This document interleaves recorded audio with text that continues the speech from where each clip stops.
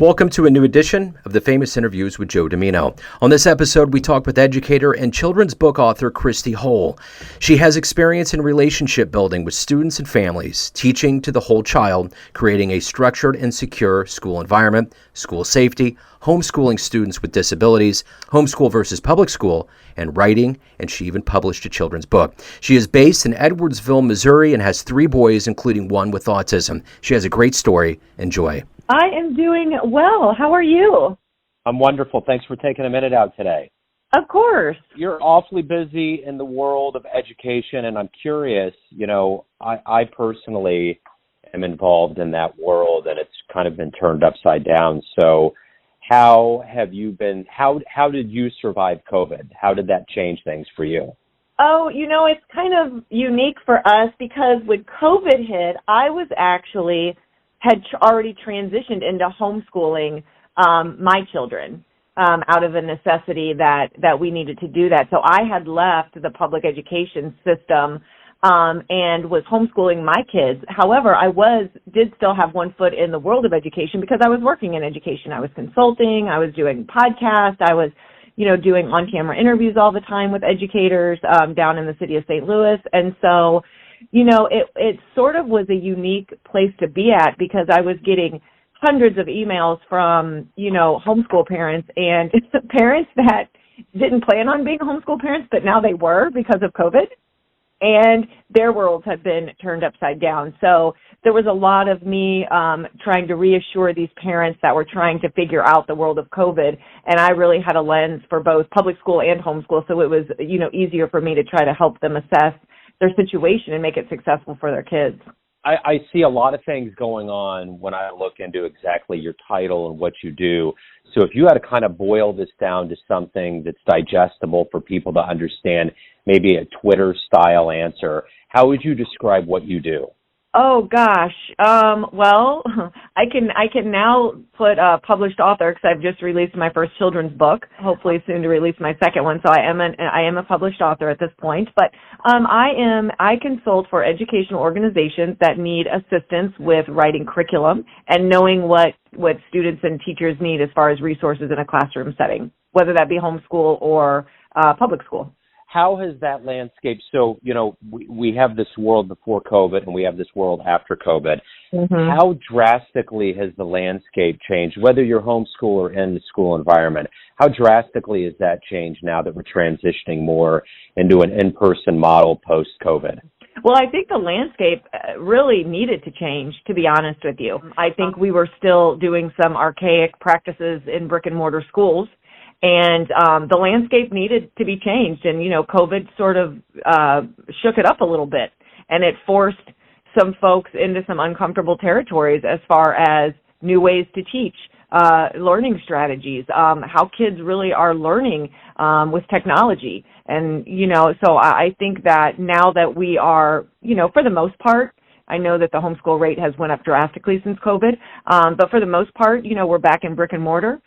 Public school systems, private school systems, charter school. I think that unfortunately we're starting to see a trend of going back to the way that the landscape looked before COVID, and we really probably should have grabbed onto a few of those practices and moved forward with them instead of just reverting back to some of the old ones. I'm hoping that we do try to continue with some of those technology practices and moving forward. The hybrid model was not a terrible thing. It was a terrible thing during COVID because we had to do it immediately without training, without understanding, without research. We didn't have time for all of that.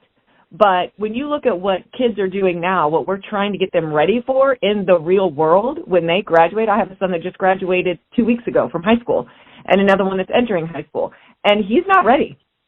He's just not ready. And from an educational standpoint, from a social standpoint, from what you need to know to be independent in a workforce or a career standpoint, he's not ready for that. And so we're failing our kids because we're really not getting them ready for what they need to be doing when the classroom doors close and they're stepping out into the real world. The one thing I noticed with a lot of these kids is that, there was at least a year, if not more, depending on what model parents pick for their kids, where they weren't around and being socialized. I wonder, with all of the kids that I see and that I'm around, how much they've regressed. Now, we as adults have not lived through a pandemic, hasn't been a part of our diet, but for the youngers, it is now. So how far do you think they've stepped back, and how long do you think they're going to be able to not only catch up, but advance past what they've lost during this time? You know, I think that kids are the stars of schools. They're actually, you know, we probably could learn a few lessons from the children because they're very resilient. They learn very, very quickly. And I think it's a matter of what the educators are doing to feed them and to get them caught up. I mean, we should be so far past pen and paper and, you know, all of these federal assessments that really mean nothing when you look at the rate of kids that are passing these tests or not passing these tests next to the rate of kids that are actually graduating. I mean, it's a drastic number. And so it's not lining up. So, you know, I think that if we get our you-know-what together as teachers and educators and school leaders, because a lot of it starts at the top, and trickles down into the classroom, and, you know, even going as far as the teacher candidates that are attempting to become educators that are in these universities. We're not getting them ready for the kids that are sitting in the classrooms. And so it's really going to be up to us to progress these kids from these learning gaps that they've now incurred from COVID. You know, I mean, I had kids that were at home during COVID. I was still homeschooling one child, two children, and the other one was back in public school, but he regressed drastically, not only during COVID, but once he left the homeschool environment and went into public school, he regressed, which told me a lot once he was in a public school setting versus what we were doing at home. You know, I'm in the Kansas City area. I grew up in a town called Liberty, and it was pretty... Liberty, we go there all the time. Really? You go to Liberty? We're just in St. Louis. So we have friends that live in Liberty. So we always stay at the little hotel with the slide coming out the side. Yeah. You know, when I moved to Liberty, and I remember pulling up on 152, the main drag right there, there was farmland everywhere. This was in 79, and it was just always a small town. And now that it's metropolis and we're having a conversation, you're like, yeah, I go to Liberty. Like, I hear about people that talk about Liberty. It blows my mind, but my educational story is, you know, I graduated back in 91, and I remember I went to University of Missouri, Kansas City, and that first week I was there, I felt like someone took a sledgehammer and hit me in the side of the head. I was so dizzy and confused as to why I wasn't prepared for this. I had hundreds of pages of reading. I had papers that were due. I had things that were happening and flying at me at warp speed. It was like being in the Millennium Falcon, and, you know, we just went into warp speed and everybody's screaming, what happened? I don't know what I could have done or those around me that weren't prepared for college. What could we have done? And is that just the system that we're in? Yeah, you know, it's funny that you bring that up because I just recently was in touch with the University of Missouri St. Louis, asking for some assistance in their teacher prep program, you know, here in St. Louis to try to come in and help, you know, with the teacher candidates that are sort of sprinkled out in these student teaching programs that they have because of that exact same reason. I don't, you know, that's such a good question because we're always so good at pointing fingers, right? Where the teachers point fingers at the system points fingers at the government, and parents are pointing fingers at the teachers are pointing fingers at the parents, teachers are saying the kids aren't trying. So it's kind of like, whose fault is it? You know, what do we need to do better to, you know, these kids should start being trained for what they're going to do when they turn 18, 19, 20, middle school level. And I can tell you, I have, you know, we're in Edwardsville, and we come from this is one of the highest performing school districts in all of Illinois. And my middle schooler is completely clueless about any, you know, other than wanting to play college football, which, you know, what's your plan B? He doesn't get it. And so, and, you know, like I said, my high schooler wasn't prepared either. And so I don't know if it's a systems issue, you know, or if it's just the left hand's not talking to the right hand or what we can do about that.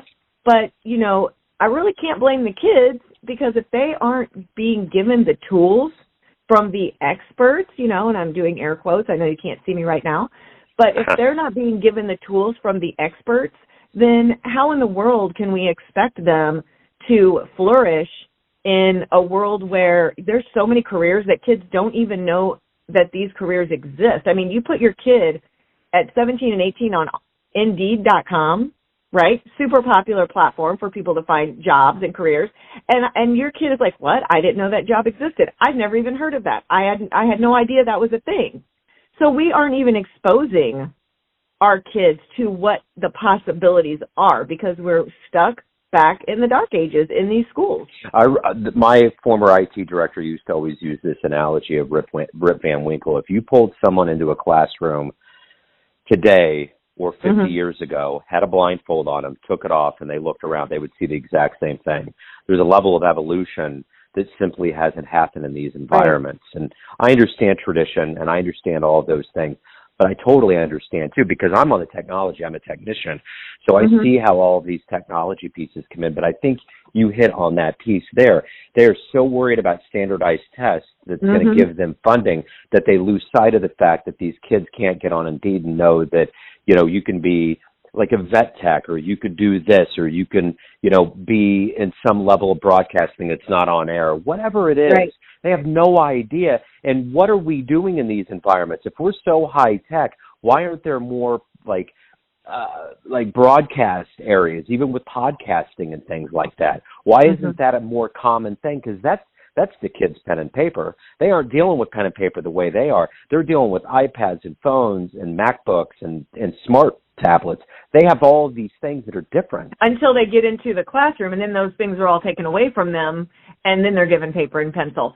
And so until we start addressing the issues, you know, we're so far behind where our children are at.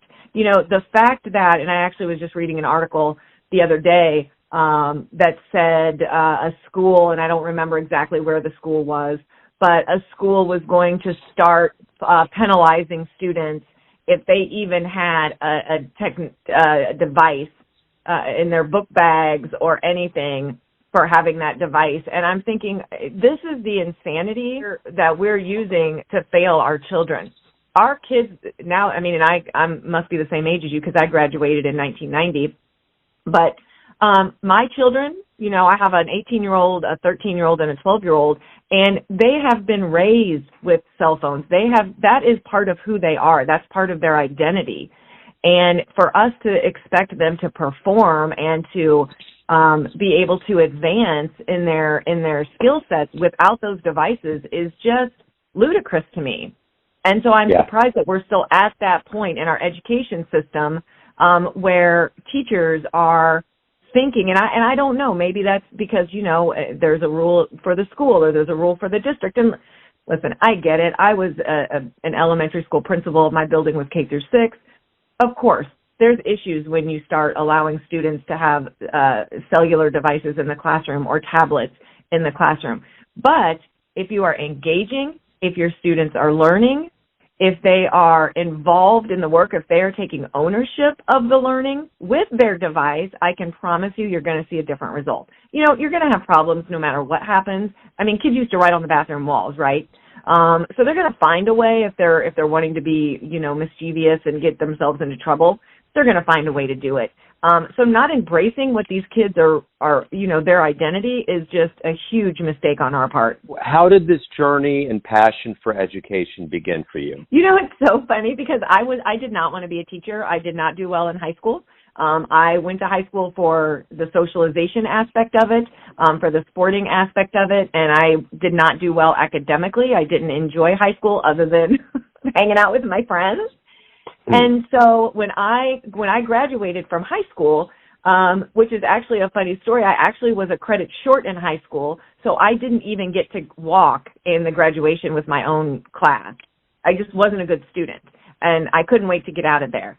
So I did get a diploma, though. You know, I did do that. I just had to take an extra course in the summer for math. But I started to go to school for psychology. I really wanted to help people. I was really interested in that world of psychiatry, psychology. So that's sort of where I started my journey post-graduating high school. And during that time, I was, you know, looking for a part-time job, looking for a gig that I didn't have to be there every day, all day, that I didn't have to work on weekends.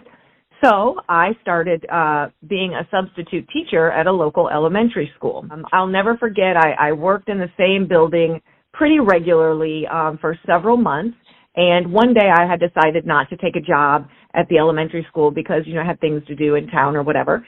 And I was driving through the school or through the town, and I pulled up at a red light, and the school that I had been working at was right across the street, and I could see all these kids out on the playground at recess, and they were having a good time. And I so desperately wanted to be in that place with them. Like, I just sort of felt like this pull, like, how are they doing today? How did they do on their math test yesterday? What are they doing today? I just missed being in that environment.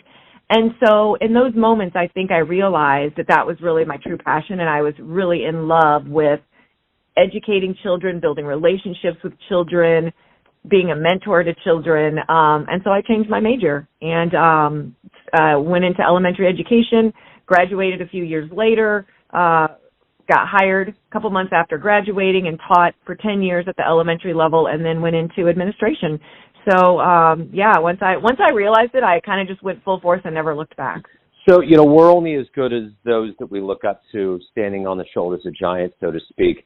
Who do you admire, like of anyone alive today that you could meet and talk to and just kind of soak in something from who they are? Who would you want to meet? I'm a really big fan of Brene Brown. I'm sure that, I don't know if you've heard of her, but I've never had a chance to meet her in person. So Brene Brown is this amazing, just all-around person. She looks at education and she looks at leadership from such a different lens that I have learned so much just from listening to her and reading her books. And she's sort of one of those people that you feel like, man, if I could just get 5 minutes with her, I could get all the answers to any question I've ever had just about my life in general and things that I'm passionate about. So she's definitely someone that I would love to sit down and, have a cup of coffee with and learn from. She seems like just such a dynamic person that I think I'd have a lot to learn from her. So what about from the book perspective? What book has really moved you that you would go back to, that you would consider one of your favorites? Yeah. So I actually have a couple. I've read one of her books that's called Dare to Lead several times, and that's one of her books. And so I've read that multiple times. I leafed through it. And then I'm also a fan of Simon Sinek, and he has a really great book called Leaders Eat Last. And I really like that book because although he writes it from the perspective of leaders in the corporate world and just leaders everywhere, I think that it's really important in education that when we talk about leaders, they really need to be the ones that sort of stand up to have this paradigm shift happen, right? They're the ones that can make the change first. And I think that when we talk about education, we're stuck in a world where the teacher's in the front of the classroom and they're in full control and the kids are just sitting there, waiting to be told what to do. And, the same thing goes with administrators and teachers. Administrators are the boss, they're in control, and they're kind of letting the teachers know what to do, but when Simon writes about leaders eating last, we need to push everybody else up in front of us as a leader and let them take charge and see the amazing things that they can do while we sort of sit back. So I'm a really big fan of that book as well. So everyone has a perception of who you are, your family, your friends, your fans, your kids. All right? So get ready. But you ultimately live your life. You have a perception of you. Who do you think you are? That is a really great question. And I'm at a point in my life where I had to make an extremely drastic change in the trajectory of where I thought and what I had planned where my life was going to go. 7 years ago, I was finishing my doctorate degree. I was just finishing up with my superintendent's endorsement, and my dream, or so I thought, was to be a superintendent. I was in love with educating children and building relationships with children, and that's just who I thought I was. And unfortunately, we had some very sudden, unexpected loss in our family around the same time that my youngest son was diagnosed with autism when he was in kindergarten. My life goals and my identity changed in the blink of an eye. I went from this dynamic, ambitious, go-getter, was like leading up every committee in my district, was working from 6 a.m. till 7 o'clock at night, and I was reading curriculum books for fun, really wanting to be a superintendent, and within a month I was no longer even in the public education system. I resigned my position, and I was a stay-at-home mom and a wife. And so that is a difficult transition to make when everybody around you sees you as this one person, and now you don't have that anymore. And, you know, when I made that change, it sort of made me realize that I'm not my job. I'm not, you know, what I do for a living. I'm so much more than that. I can be that. That can be a part of who I am or what I am, but the legacy and the love and the relationships that I'm building with my family, my children, those around me, that I can just reach out to and assist, you know, because when I am no longer on this earth, people aren't going to stand at my funeral and say, oh, she was a great teacher, she was a great principal, she wrote a book. They're not going to say that. They're not going to care about that.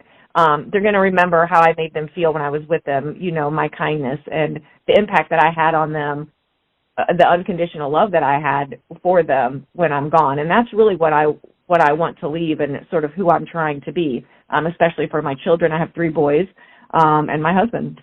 My son, my only son, biological son, Miles, is 17, and he's on the autism spectrum. And that transformed everything and every way that I viewed my life. And he has actually an extra long arm on his 15th chromosome, which has led to developmental delays. And that's been a constant from, you know, first steps when he was a year and a half. So I totally, you know, I feel that answer. I understand. And that there's a beauty to all of it too. You do actually wake up and your eyes open up to, it's almost as though I always feel like I'm kind of in the Matrix. There's just this other side that until you're woken up to it, you just don't see.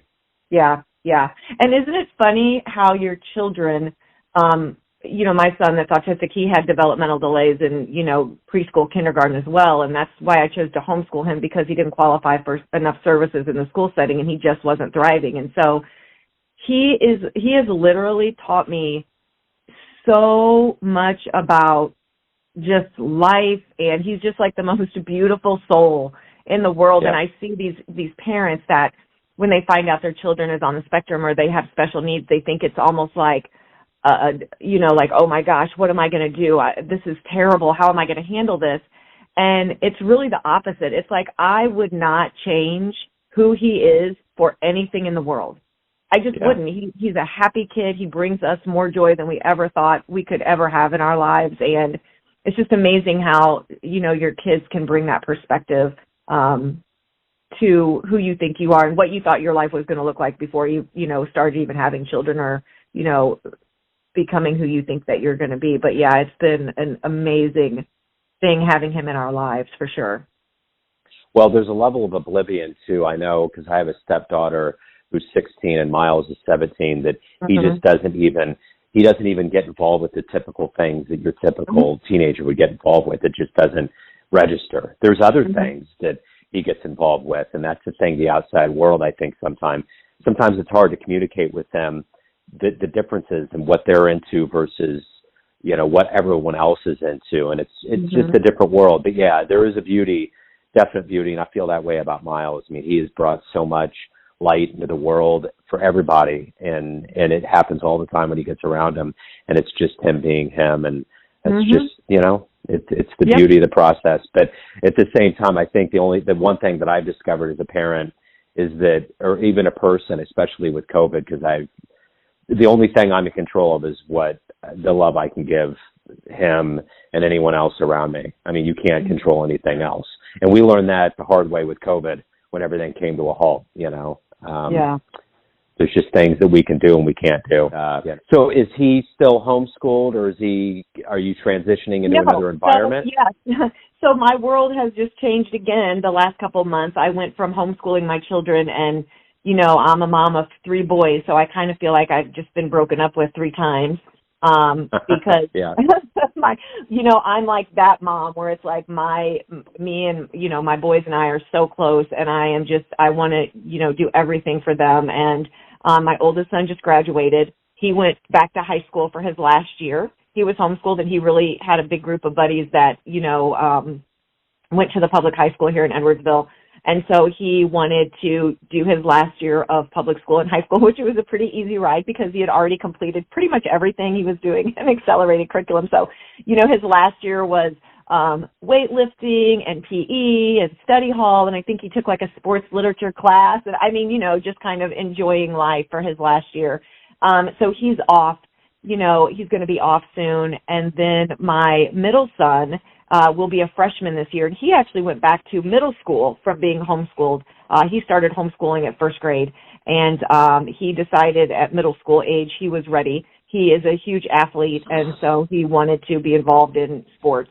And he knew that he wasn't going to get to college on a sports scholarship being homeschooled. So, and then my youngest son, who is autistic, just turned 12, and I could tell the last probably 6 months of this last year that we were home together that he just needed more than what I could give him in the world of peer interaction, socialization, expanding, the people that were in his life.